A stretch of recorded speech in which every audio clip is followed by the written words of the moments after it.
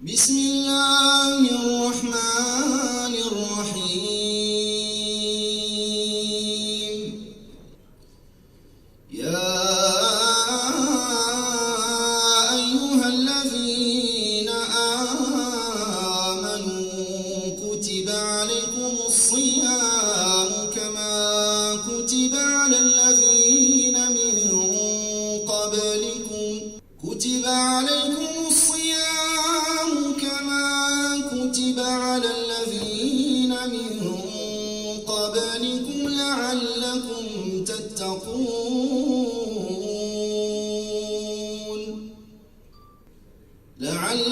تتقون أياما معدودات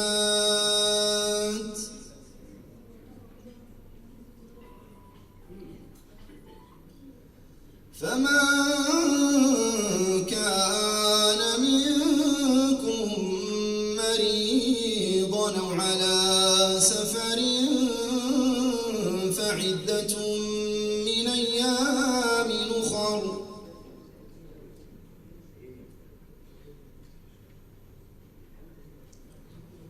وعلى الذين يطيقونه فدية طعام مساكين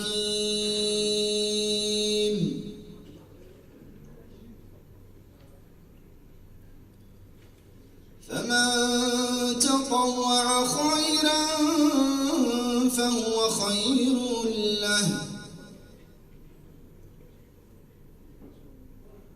وأن تصوموا خير لكم إن كنتم تعلمون آمنت بالله وبرسوله صدق الله مولانا العظيم.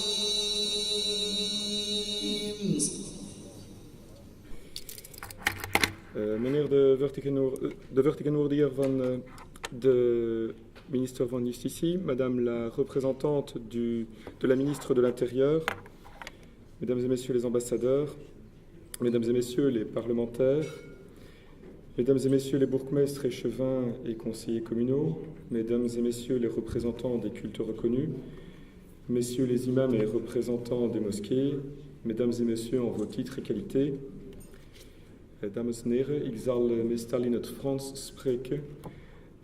Als veel gasten uit Marokko zijn hier vanavond en ik denk dat het zal gemakkelijker voor jullie zijn.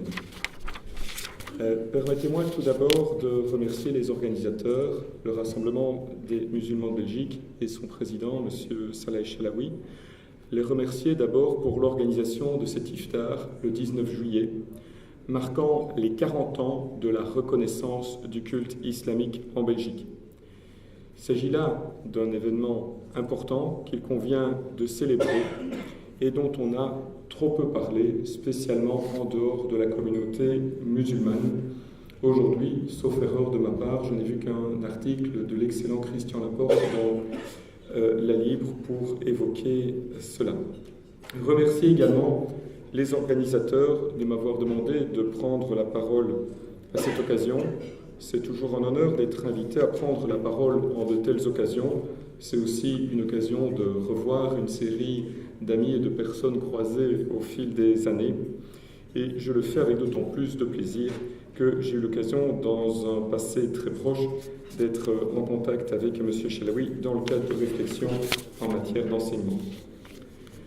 Plutôt que de vous proposer un long exposé académique et historique, je voudrais, si vous le voulez bien, retenir un certain nombre de faits saillants relatifs à ces 40 ans et évoquer 5 points, un début, une confusion, quelques moments malheureux, des réalisations et des perspectives. Un début, la reconnaissance de l'islam en 1974 est l'aboutissement de 4 ans de travaux parlementaires, puisque c'est un parlementaire, un élu du peuple, qui a déposé une première proposition en ce sens en 1970. La reconnaissance de l'islam, si vous me permettez l'expression, ce n'était pas une petite affaire. l'islam devenait le premier culte reconnu en Belgique depuis l'indépendance du pays en 1831, en dehors d'une régularisation pour les anglicans, enfin voilà. Et le culte islamique était ainsi reconnu d'emblée, reconnu tout de suite sur le même pied que les autres cultes présents en Belgique depuis des siècles, le catholicisme, le protestantisme, le judaïsme. Mon deuxième point, une confusion. Je viens de parler d'une reconnaissance sur le même pied que les autres cultes, dans un cadre qui a été, à l'origine, il y a bien longtemps, créé pour régler les relations entre le consulat français et l'Église catholique en 1801-1802.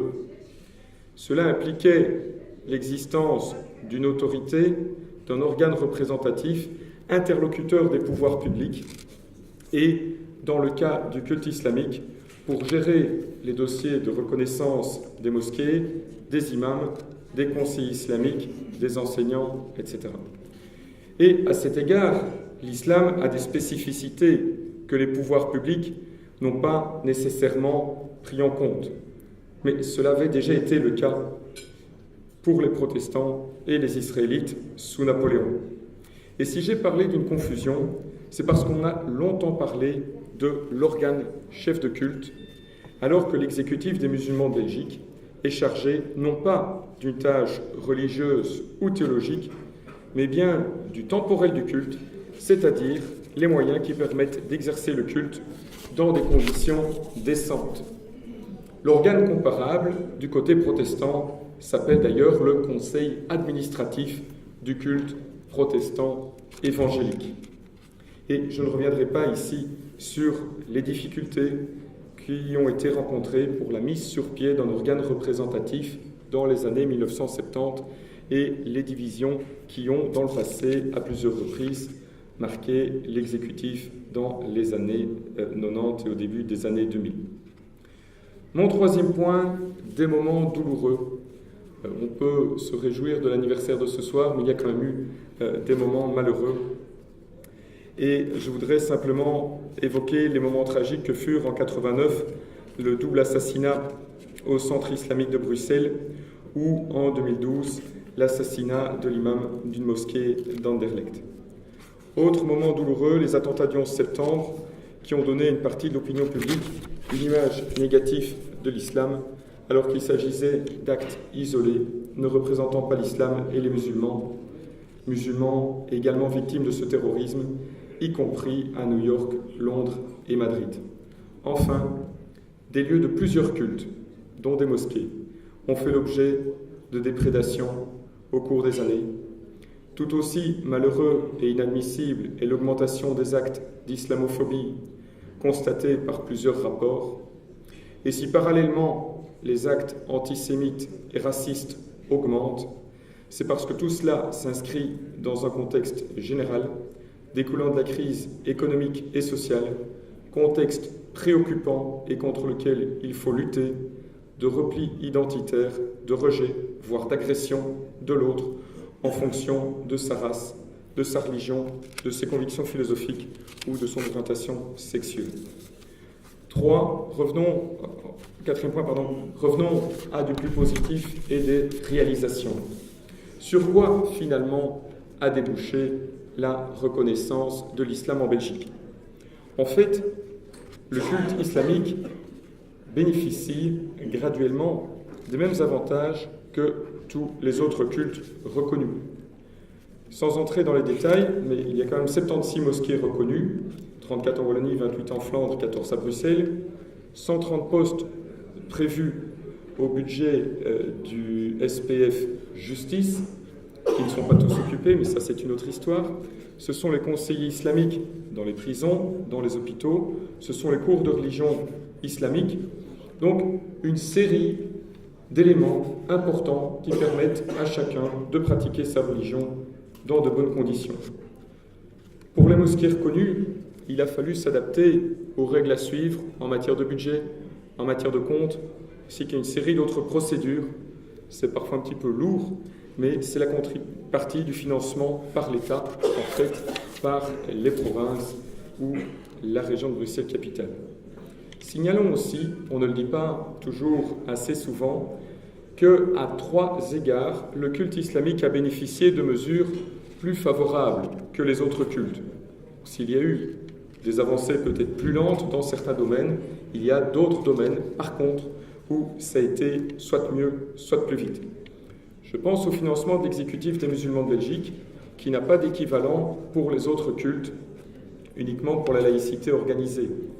Je pense aux mesures d'accompagnement à la reconnaissance des mosquées, ce qui n'a pas non plus été prévu pour les autres, et au régime d'exception qui a permis l'organisation de cours de religion islamique très vite, dès 1975-76, même s'il y a eu quelques problèmes à régler par la suite, notamment la régularisation des enseignants.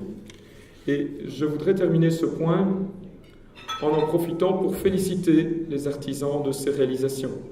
Je pense en particulier aux administrateurs de mosquées reconnus pour les efforts qu'ils ont accomplis dans ce domaine-là, mais aussi à l'administration de l'exécutif dont le rôle a été aussi important que discret. Mon dernier point enfin, des perspectives de 2 ordres. On est en pleine négociation gouvernementale, toujours en cours à certains endroits, fini à d'autres, les accords de gouvernement émergent. Il faudra voir ce qui sera dit concernant les cultes, ce qui ne sera pas dit non plus, et ce qui va se passer en cours de législature. Mais plus fondamentalement, derrière tout cela, la question centrale reste pour moi celle du vivre ensemble, du respect réciproque, de la paix des religions. Cela demande de la patience, de la sérénité, de l'empathie, une capacité d'explication et de dialogue, une exigence d'écoute. Ce n'est pas toujours facile, mais c'est indispensable. On pourrait considérer que cela fait la force de la Belgique hier. C'est la responsabilité de chacun d'entre nous de faire qu'aujourd'hui et demain, en Belgique, chacune et chacun puisse vivre sereinement, sans qu'on lui reproche ses convictions religieuses ou philosophiques.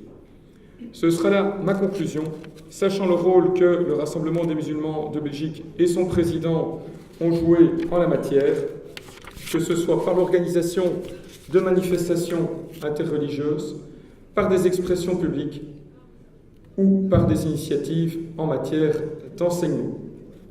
Je vous remercie pour votre attention, je vous souhaite un excellent iftar.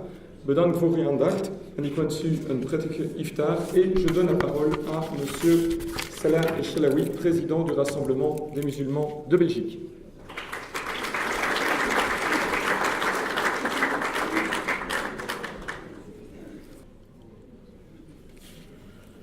Bismillahirrahmanirrahim.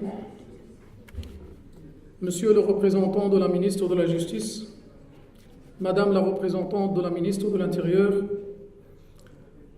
Messieurs les ambassadeurs, Messieurs les représentants des cultes, Mesdames et Messieurs les parlementaires, Messieurs les imams, représentants des mosquées, Mesdames et Messieurs, en vos titres et qualités, chers amis, Assalamu alaikum wa rahmatullahi wa barakatuh, que la paix soit sur vous.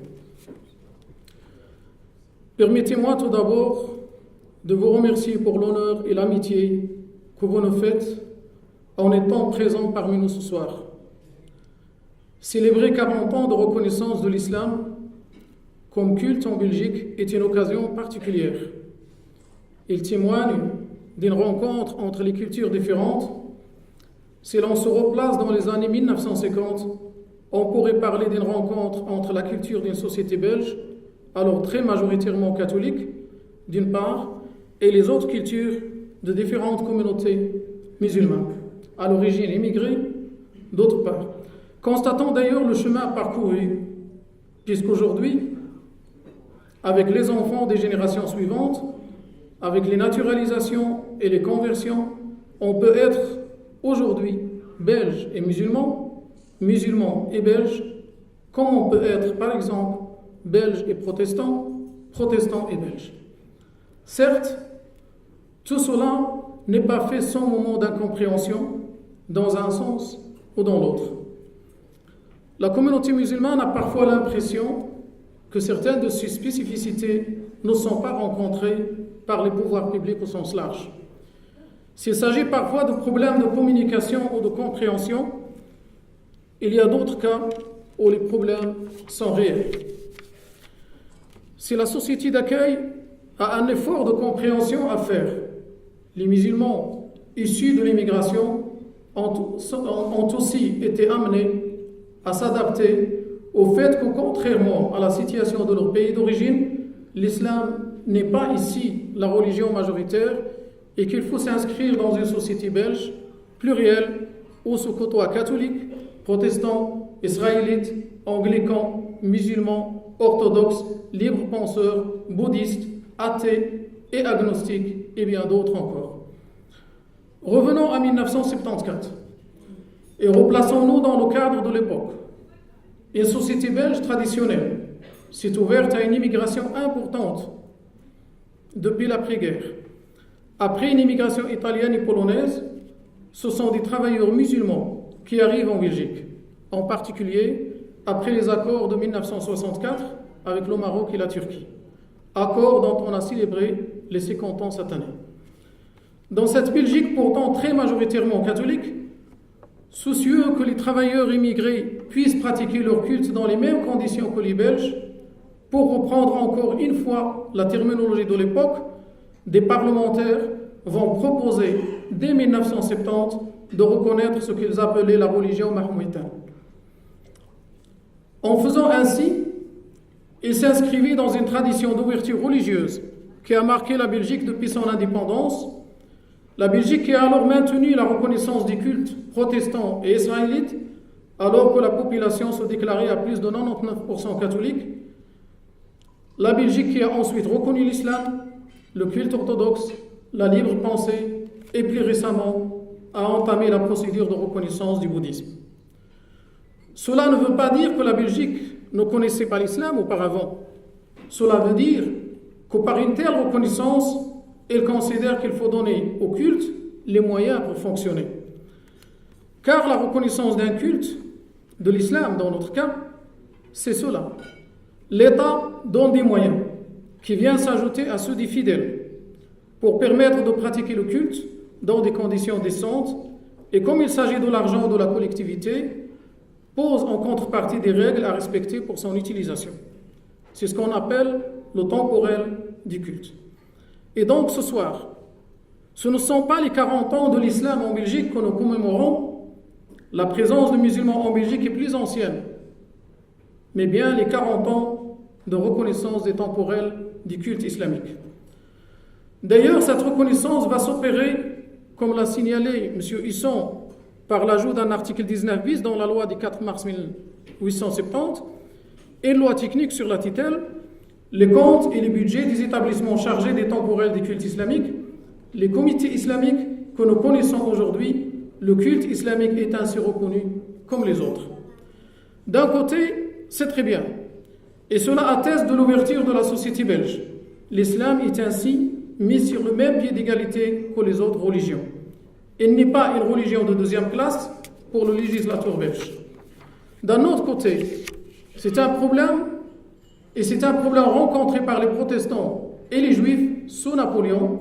Comme le système est basé sur les relations de l'État avec l'Église catholique, les autres cultes doivent s'organiser d'une manière telle qu'ils peuvent eux aussi avoir un organe représentatif à leur tête. Or, les cultes autres que le culte catholique en Belgique sont très divers en termes de courants et d'écoles, d'origine, et chacun a été amené à s'adapter. Pour le dire autrement, tout en voulant bien faire, les pouvoirs publics n'ont pas toujours tenu compte des spécificités des autres cultes et notamment de l'islam. Un autre domaine où les pouvoirs publics ont voulu aller vite à l'époque est celui des cours de religion islamique. Dans l'enseignement, la reconnaissance du culte s'est traduite très rapidement par l'organisation des cours dès 1975-1976. On peut s'en réjouir. Cependant, devant le grand nombre de classes à organiser et le peu d'enseignants ayant les titres requis, on a parfois recruté des personnes qui n'avaient pas les compétences nécessaires à l'enseignement, qui parlaient parfois très peu le français ou le néerlandais, ce qui, indépendamment des autres qualités qu'ils pouvaient avoir, rendait difficile leur participation au conseil de classe, les échanges avec les collègues et les directions, ou un rôle d'intermédiation entre les élèves ou leurs familles et les autorités scolaires. Aujourd'hui, nous pouvons nous réjouir que le cours de religion islamique ait atteint une vitesse de croisière et qu'en communauté française, par exemple, un référentiel de compétences a été développé, inscrivant pleinement ce cours dans l'offre pédagogique, y compris en partenariat avec les autres cours de religion. Cet exemple permet aussi de se demander si la reconnaissance fut lente ou fut plutôt rapide. On pourrait dire qu'il fut rapide, car il s'est produite 10 ans après les conventions d'immigration marocaine et turque et 4 ans après la première proposition de loi. Mais on pourrait aussi dire qu'il fut lente, car il a fallu 20 ans avant qu'un premier subside ne soit accordé à l'exécutif des musulmans de Belgique, et presque 30 ans pour que les premiers traitements de ministres de culte soient pris en charge, ainsi que les premières mosquées reconnues. Si une partie de ce retard peut être imputée au pouvoir public belge, je pense qu'il faut aussi accepter que certaines divergences au sein de la communauté musulmane en soient en partie responsables. De ces 40 ans, je souhaiterais retenir quelques réalisations et aborder ensuite les perspectives.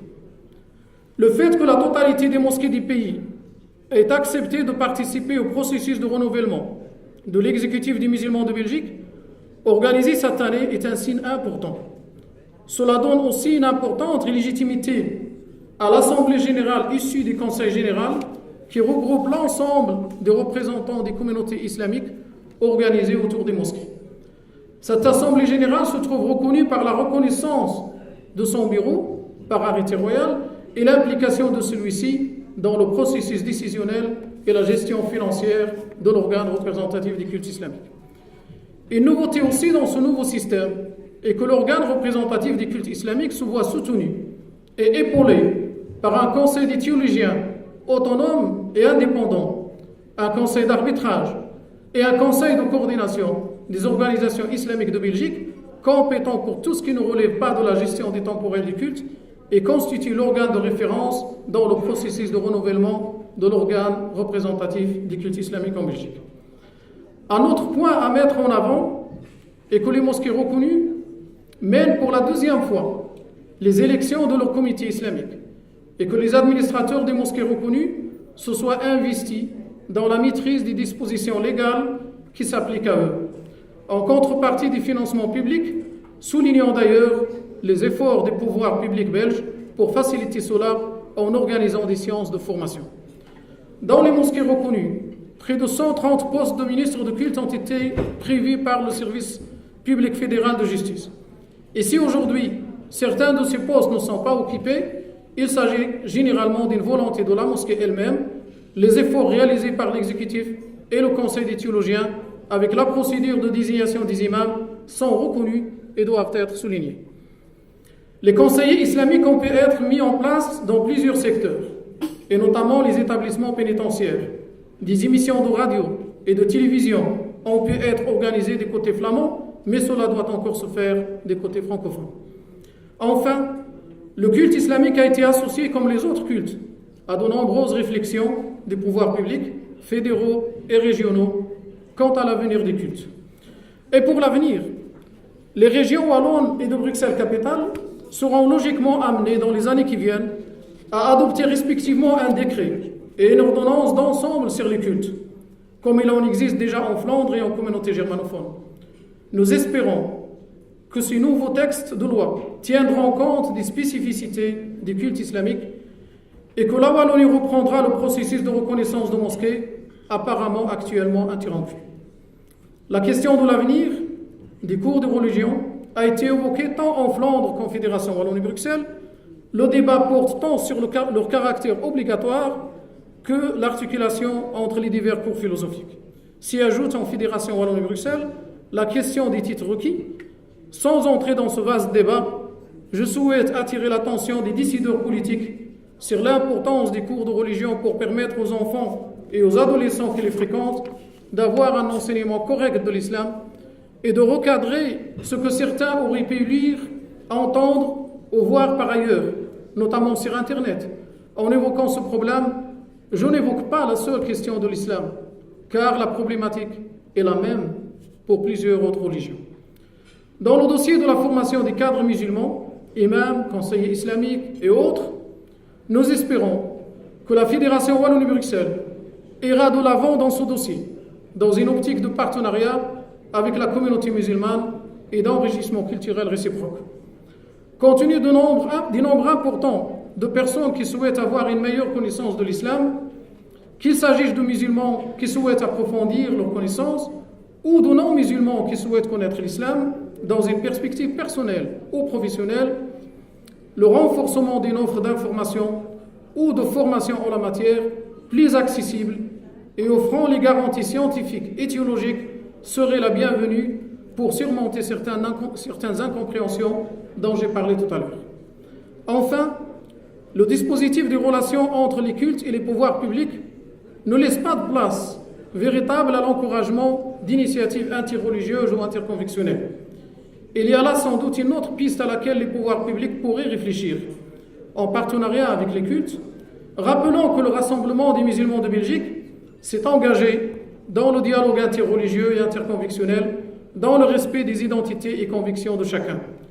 Aujourd'hui, en commémorant ces 40 ans de promulgation de la loi sur laquelle le culte islamique a été reconnu en Belgique, la responsabilité de chacun d'entre nous est de faire fonctionner ce qui est mis en place et de s'inscrire dans ce cadre. Assumons pleinement les droits et devoirs des musulmans comme deuxième communauté religieuse en Belgique. Le Rassemblement des musulmans de Belgique participe à la vie de notre pays. Elle aide les groupements et associations culturelles musulmanes à se développer. Elle aide à la création d'activités locales. Elle favorise la diffusion de la littérature musulmane, l'enseignement de la culture arabo-musulmane. Il suscite ici, dans notre pays, une présence musulmane harmonieuse en adéquation à la tradition musulmane. La pensée des rassemblements des musulmans de Belgique est porteuse de liberté, de tolérance, de respect mutuel, et ces actions promeuvent l'implication citoyenne, notamment dans les domaines de l'éducation, de la formation, de l'animation socioculturelle et de l'insertion sociale. Le Rassemblement des musulmans de Belgique et particulièrement son président se font un devoir de lutter contre le racisme, la xénophobie, l'intolérance sous toutes ses formes et expressions et contre l'antisémitisme et l'islamophobie. Le Rassemblement des musulmans de Belgique souscrit aux principes de justice, d'égalité, de liberté individuelle et de droit dans notre pays et l'œuvre ainsi à un monde de paix et de justice. Monsieur le représentant de la ministre de la Justice, Madame la représentante de la ministre de l'Intérieur, Mesdames et Messieurs, en vos titres et qualités, chers amis et chères amies, chères sœurs, chers frères, je vous remercie de votre attention et vous souhaite un excellent iftar.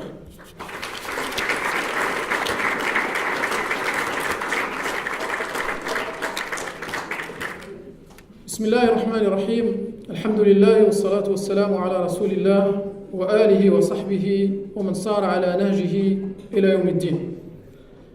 أيها الإخوة الكرام الأئمة الأفاضل، نرحب بكم في هذا الإفطار المبارك والذي ينظمه تجمع مسلم بلجيكا بمناسبة حلول 40 سنة على الاعتراف بتدبير الشأن الإداري للدين الإسلامي.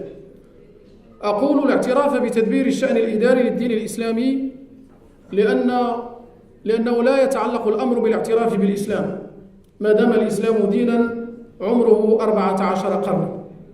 فقد اعترفت بلجيكا بالضبط في 19 يوليوز 1974 بحق المسلمين في تدبير شؤونهم الدينية إداريا، وكان لهذا الاعتراف بطبيعة الحال تبعات قانونية أساسية ومهمة يستفيد منها المسلمون اليوم، وهي مثلا الاعتراف بحقهم في تدريس أبنائهم التربية الإسلامية في المدارس الحكومية، وحقهم في طلب الاعتراف بمساجدهم ومساعدة الدولة لهم ماديا في ذلك، وحقهم كذلك في المطالبة بالاعتراف بالأئمة، وحقهم في المطالبة بالاعتراف بالمستشارين الدينيين في السجون والمستشفيات.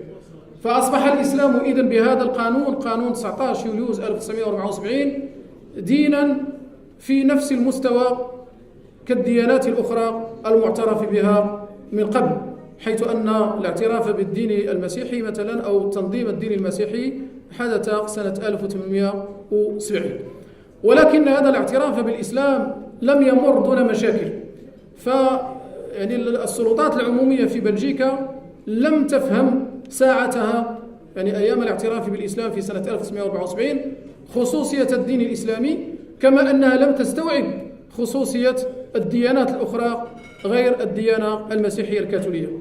فقد بنت السلطات العمومية على القانون المنظم للدين المسيحي الكاثوليكي باعتبار أنه دين له سلطة دينية مرتبطة بالفاتيكان بروما، ولكن طلب من الديانات الأخرى أن تسير على نفس النهج.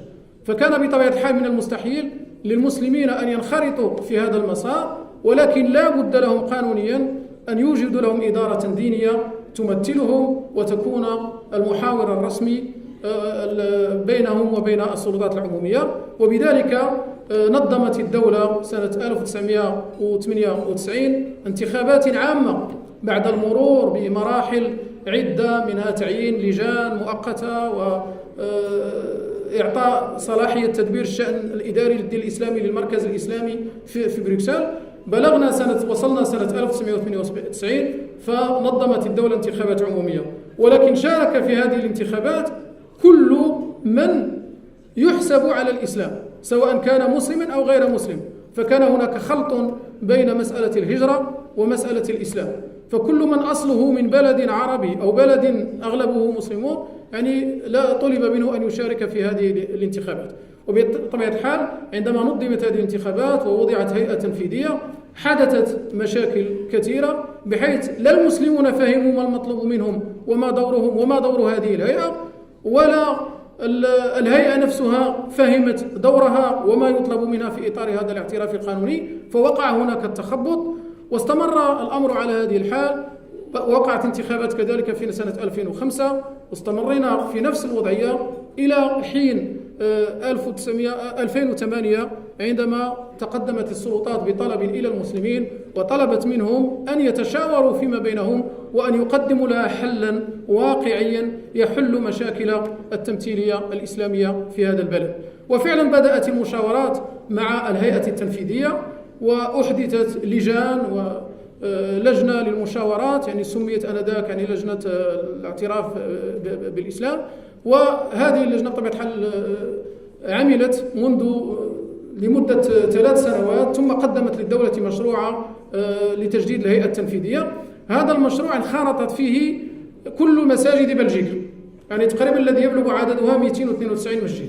ومن داخل هذه المساجد تم تكوين المجلس العام للمسلمين ببلجيكا، والذي انبثقت منه الجمعية العامة للمسلمين ببلجيكا، ثم الهيئة التنفيذية. ولأول مرة في تاريخ الاعتراف بالشأن الإداري للدين الإسلامي وبمؤسسة تمثل المسلمين تم الاعتراف بالجمعية العامة للمسلمين ببلجيكا، والتي كانت دائما عدم الاعتراف بهذه الجمعية كان سبب مشاكل وصراعات بين الهيئة وبين الجمعية العامة وبين ممثلي المساجد. اعترفت الدولة بطبيعة الحال بالجمعية العامة، واعترفت بمكتبها عن طريق مكتبها الذي يمثلها في إطار ظهير ملكي، ويشارك هذا المكتب أعضاء الهيئة التنفيذية في التقرير وفي أخذ القرارات المتعلقة بالتسيير والتدبير الإداري للشأن الإسلامي. ولهذا أيها الإخوة الكرام، فنحن الآن نخلد هذه ذكرى 40 سنة على الاعتراف بالإسلام، وكلنا أمل أن المسلمين إن شاء الله سيجمعون صفوفهم وسيركزون على ما هو أهم وما هو مهم، ويتجاوزوا خلافاتهم كي ينخرطوا في مسلسل الاعتراف بكل الأديان. مثلا بلجيكا تعلمون أنها تعترف بالدين المسيحي، وتعترف بالدين اليهودي، وتعترف بالدين البروتستانتي، وتعترف بالديانة الأرثوذكسية، وتعترف بالديانة اليهودية، وتعترف بالعلمانية. والآن هناك بطبيعة الحال إجراءات للاعتراف كذلك بالبوذية كفكر وكفلسفة. فبلجيكا بلد يسع الجميع ويعترف بالجميع، ولهذا فنحن في تجمع مسلمي بلجيكا نناضل ونشتغل ونعمل من أجل الحفاظ على هذه المكاسب التي بلغها المسلمون ووصل إلى المسلمون في هذا البلد، ونشتغل كذلك من أجل الدفاع عن العيش المشترك في هذا البلد، ونحارب كل أشكال العنصرية واللاسامية والتخوف من الإسلام وكل ما هو ضد الإسلام، ونحاول ونمد أيدينا لكل المنتمين لجميع الديانات والأفكار والفلسفات لنتعاون معهم في هذا البلد كي نبنيه، لأن هذا البلد بلدنا. وكما تعلمون فالآن مع مرور السنوات والعقود لم يبقى الإسلام دين هجرة، بل أصبح الإسلام دين بلجيكا، فالإسلام هو الديانة الثانية في بلجيكا، وللمسلمين نفس الحقوق التي يتمتع بها أصحاب الديانات الأخرى. فأصبح بإمكاننا أن يكون الإنسان مسلم وبلجيكي، أو يكون بلجيكيا مسلما. فتجاوزنا هذه المرحلة، مرحلة الهجرة والمهاجرين والذين يأتون من بلاد أخرى، رغم أن الهجرة لن تتوقف، ولكن الإسلام أصبح دين المواطنين البلجيكيين، أصبح الناس الذين يعتنقون هذه الديانة يتمتعون بمواطنتهم كاملة ويمارسون حقوقهم التعبدية والدينية في كل احترام وبكل تقدير من أصحاب الديانات الأخرى. فأيها الإخوة الكرام، شكرا جزيلا لكم ومرحبا بكم مرة ثانية في هذا الإفطار المبارك. واسمحوا لي إذا لم أترجم الخطاب كله لأن الخطاب طويل، فأنا لخصت لكم يعني ما هو أساسي وما هو مهم. فمرحبا بكم في هذا الإفطار مرة أخرى، والسلام عليكم ورحمة الله وبركاته.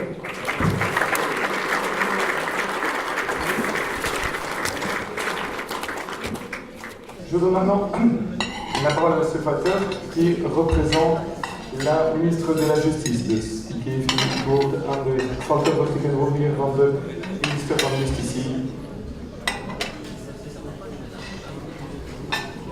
Bonsoir. Monsieur le Président du Rassemblement des musulmans de Belgique. Messieurs, dames, les représentants de la diplomatie, des cultes, de la politique, dames en heren, beste vrienden, mesdames, messieurs, chers amis. Ik weet niet hoeveel Nederlandstaligen er in de zaal zijn, maar ik zal het alleszins eerst in Frans spreken en dan in Nederlands. Donc je parlerai d'abord en français et puis en néerlandais pour tous mes amis en vrai soir et du reste de la Flandre pour leur expliquer ce que je veux expliquer. Laissez-moi d'abord remercier le Rassemblement pour l'invitation et l'invitation de prendre brièvement la parole ici en tant que représentant de la ministre de la Justice, Madame Henri Turtelboom. Je ne vais pas parler longuement de nouveau de 40 ans de reconnaissance du culte musulman. Je crois que je n'ai rien à ajouter ce que le professeur Husson et M. Chalawi ont expliqué à ce sujet. C'était tout à fait complet et je peux tout à fait souscrire ce qu'ils ont dit tous les deux. Je voudrais brièvement rappeler le travail qu'on a fait les 2 dernières années. L'année passée, j'avais pu annoncer que nous essayerons de contribuer à l'organisation de l'élection d'un nouvel exécutif des musulmans de Belgique, après toutes les difficultés que cet organe avait connues pendant des années. Aujourd'hui, cet exécutif existe de nouveau, il est tout à fait opérationnel, il a un président, M. Noureddin Ismaili de Verviers. Nous avons, au mois d'avril, pu assister à la première passation solennelle de pouvoir au sein de l'exécutif, sans contestation, avec l'ancienne équipe, la nouvelle équipe et beaucoup de responsables du passé réunis ensemble côte à côte sur le podium de la salle de Diamant ici à Bruxelles. Je tiens d'ailleurs tout particulièrement à remercier l'ancien président, M. Tougoulou, pour tout le travail qu'il a fait pendant 6 ans dans des circonstances toujours difficiles. Si la création d'un nouvel exécutif a réussi, c'est je crois aussi parce que tout le monde s'est plus ou moins tenu aux 3 principes que la ministre avait avancés en 2012 pour sortir de l'impasse. Le premier, et sans aucun doute le plus important, est que l'initiative était à la communauté musulmane elle-même. Il y avait des raisons juridiques pour faire cela, mais il y avait surtout une logique derrière tout cela. L'islam est officiellement reconnu dans notre pays depuis 40 ans. Il fallait le traiter en tant que culte reconnu à pied d'égalité avec les autres. Il était grand temps de le faire. C'est ce que nous avons fait et c'est ce qui a créé l'opportunité à un groupe de musulmans venant de toutes les parties du pays, avec M. Chalawi, avec M. Belasbull ici présent, de créer les conditions pour qu'on arrive à un nouvel exécutif. Le deuxième principe était qu'on limiterait les ambitions du nouvel exécutif à ce qu'il est en premier lieu l'organe représentatif d'un culte qui est le partenaire privilégié des autorités en ce qui concerne l'octroi de subsides au culte tel que prévu dans la Constitution. On communiquerait d'ailleurs dans le même sens.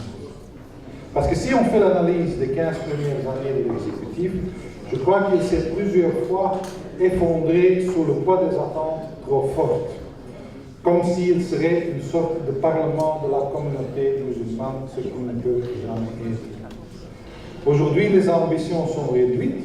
Le nouvel exécutif devra de nouveau se créer une certaine autorité au sein de la communauté à partir de décisions qu'il a déjà prises, qu'il prend et qu'il continuera à prendre. Le troisième principe est celui de la stabilité. Il fallait avant tout créer un nouvel exécutif stable, capable de gérer des éventuels tiraillements à l'interne. Pour cela, il y a en Belgique qu'une possibilité, c'est que les deux grandes communautés, la communauté d'origine marocaine et celle d'origine turque, s'entendent et laissent aussi de la place aux autres. C'est fait au sein du nouvel exécutif. La Constitution belge prévoit depuis 1830 aussi bien la liberté des cultes que le soutien des pouvoirs publics au culte. La synthèse des deux se fait à travers la reconnaissance de la diversité.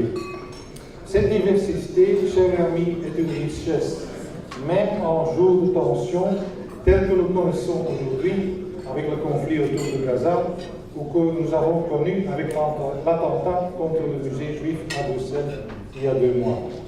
Je salue spécialement tous les efforts, pas toujours évidents, pas toujours simples, que l'exécutif a fait pour garder contact avec les délégués de la communauté juive de ce pays pendant ces événements, en vue de calmer ensemble les esprits.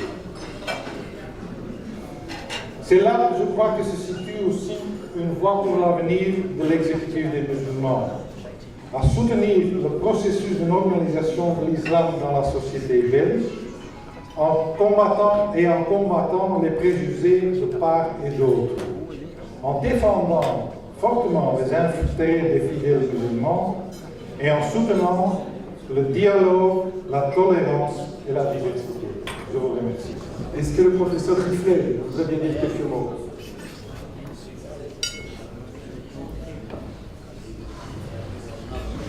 Donc, le professeur Riflet, professeur à l'ULB, spécialiste des religions et auteur de nombreux ouvrages, dont Les mondes du sacré et le nom du dernier dont vous parlez tantôt m'échappe. L'islam dans tous ses états. J'ai été invité ce soir ne sachant pas qu'on me demandait de parler. Donc je vais être totalement dans l'improvisation. Je suis ravi d'être là parce qu'en effet, j'ai beaucoup travaillé avec M. Chalaoui, entre autres dans des colloques au Maroc, pour tenter de rapprocher les positions entre l'Europe et le Maroc. Le Maroc tente vraiment maintenant de se rapprocher de l'Europe, parce que tout simplement, il n'y a entre vous et nous que quelques 14 kilomètres, si je ne me trompe, ça n'est pas grand-chose. Et donc, d'autre part aussi, vous avez un passé tout à fait extraordinaire. C'est le passé andalou. Je voudrais simplement vous dire ce que je dis très souvent dans mes conférences en débutant. C'est ceci. C'est qu'au moment où j'aborde ces conférences, je me trouve très souvent devant des salles teintées d'islamophobie. C'est assez logique, vu ce qui se passe actuellement, n'est-ce pas, dans le sud de la Méditerranée. Il y a là des scènes un petit peu inconciliables avec la fraternité. Mais attention, je leur dis ceci. L'islam fut, au début, un fantastique phare culturel. Vous avez pu, tout au début, eh bien, contacter aussi bien les Byzantins que les Hindous et les Chinois. En 524, l'empereur Justinien a déclaré que la religion chrétienne se fermait aux sources extérieures. Ce fut l'enfermement drastique du christianisme dans ce que j'appelle son maximum d'autorité négative. On préparait en quelque sorte 1492, on préparait, n'est-ce pas, évidemment, la fin de Cordoue et de Grenade. C'était le début d'un christianisme extrêmement hostile. Or, les musulmans au 7e siècle ont su se rapprocher avec intelligence des hindous, qui leur ont apporté une culture extraordinaire, entre autres les chiffres arabes, aussi le zéro. Vous avez à ce moment-là eu une science prodigieuse. Cordoue donnait des bourses aux étudiants chrétiens, des bourses aux étudiants juifs, pour simplement travailler avec eux. Ce fut un moment de grandeur. Tous nos médecins européens, dans l'obscurité, arrivaient chez vous pour enfin étudier une médecine plus sereine, une médecine, disons, permettant la dissection des corps. Nous avait apporté quelque chose de prodigieux pendant 7 siècles. Lorsque on a eu la prétention du christianisme de se présenter comme la seule source valable de l'Europe, j'ai été contre, comme d'ailleurs Giscard d'Estaing. Il est évident que vous avez constitué, vous aussi, quelque chose de prodigieux pour l'Europe. Absolument.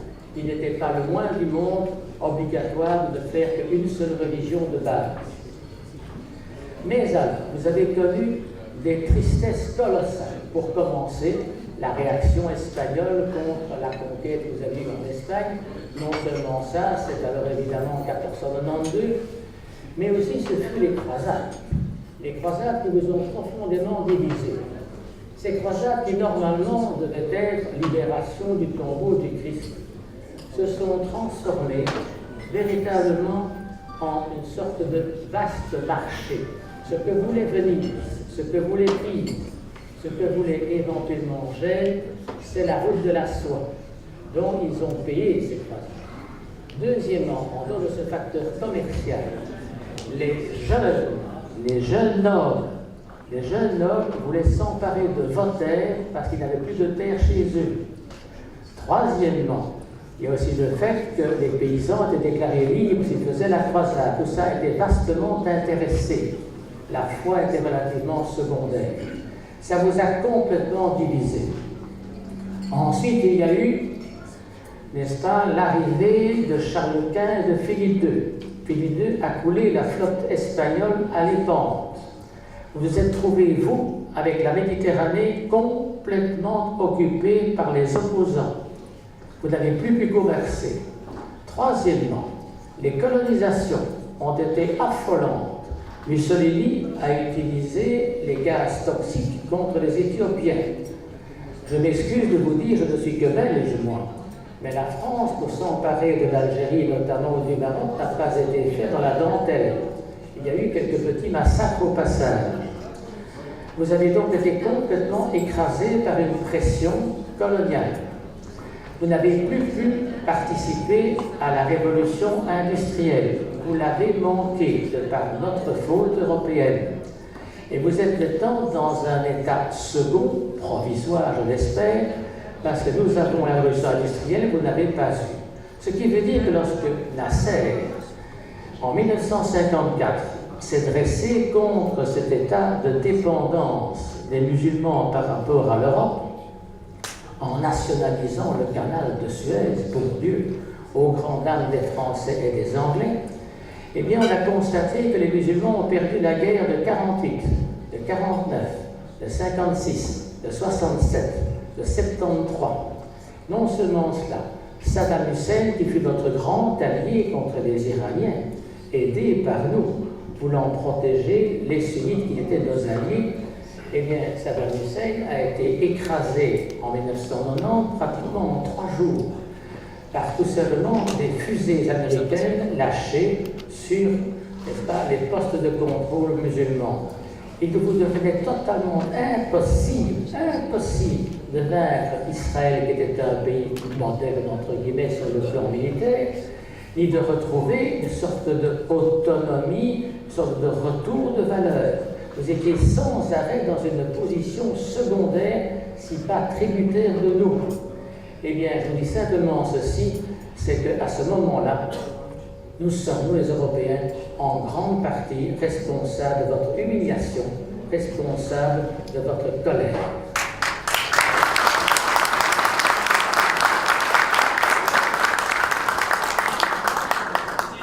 Je voudrais aussi vous dire que si l'on parle maintenant de l'éthique, nous ne parlons plus de matériel militaire, de l'éthique, nous prenons Saladin.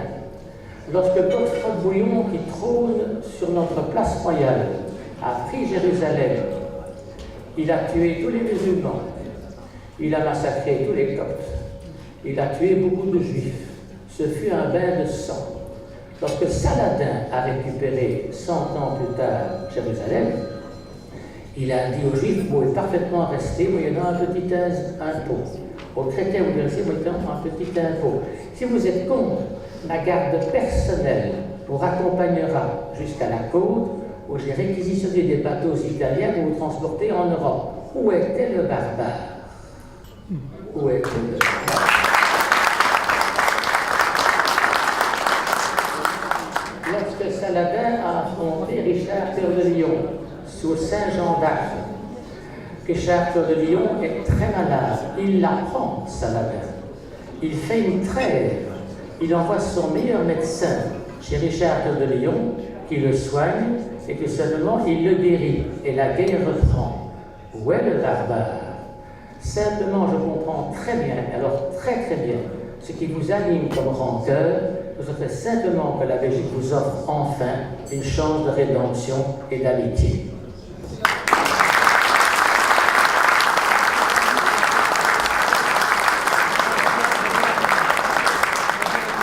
Je vous ajoute simplement un petit renseignement.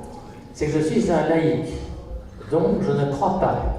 Ça m'a permis d'écrire un livre sur 15 religions. Parce que tout simplement, je m'estime donc complètement libre pour juger chaque religion. Je vais simplement vous dire que mon premier livre, l'Islam dans toutes ses étapes, a voulu être traduit par le Maroc, qui a simplement estimé que le livre rendait l'honneur à l'islam. Voilà, je suis donc parfaitement de votre côté. Merci beaucoup.